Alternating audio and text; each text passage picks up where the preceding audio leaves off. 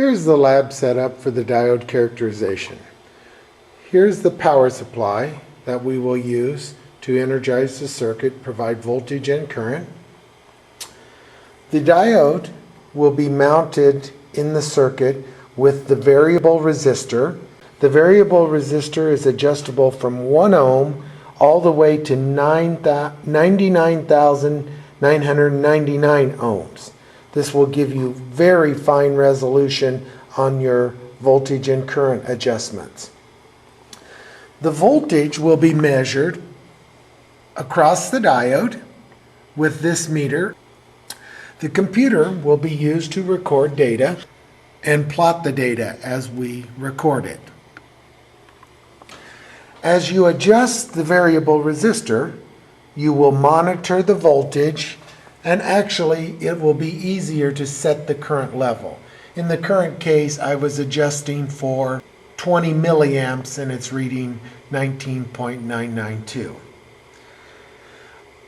It is only required to record the voltage and the current. But if you choose, you can also record the voltage from the power supply, the current from the power supply, and is actually duplicated by the current meter, and the resistance value. I chose not to record the resistance value and the voltage on the meter, but that is up to you. As you adjust the resistance on the variable resistor, you will change the current.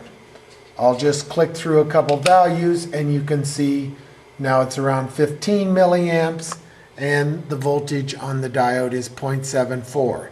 Changing again, the diode voltage changes, as does the current.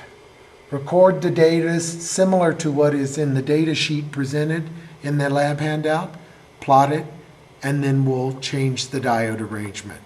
This setup can be used for both forward and reverse diode setups. All you need to do is change the direction of the diode. The black bar on the diode indicates current is flowing from red to black.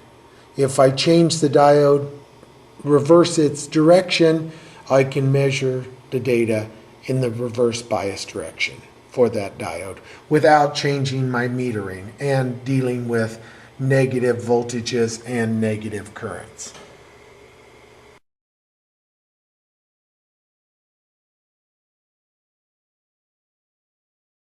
To start the lab, have the power supply at 0 volts and the resistance at maximum value 99,999 ohms.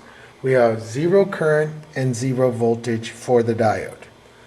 As you adjust the power supply, monitor the current. As the voltage is increased, we will see the diode current start to increase.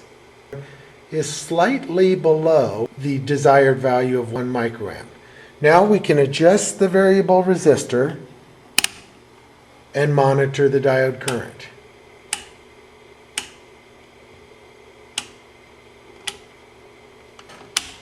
You will be required to use different resistance values for the proper current. That's very close to our 1 microamp. Record then the diode voltage and move on to the next point. It is not required every time to adjust the power supply, as I can continue to adjust the variable resistor to change the current. 2 microamps is my next point.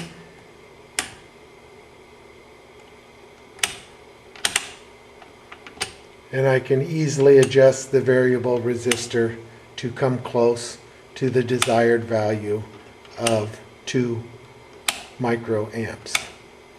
Record the voltage. You will be required to adjust the power supply at various times when the resistance cannot provide enough variability. Continue that until you reach your final data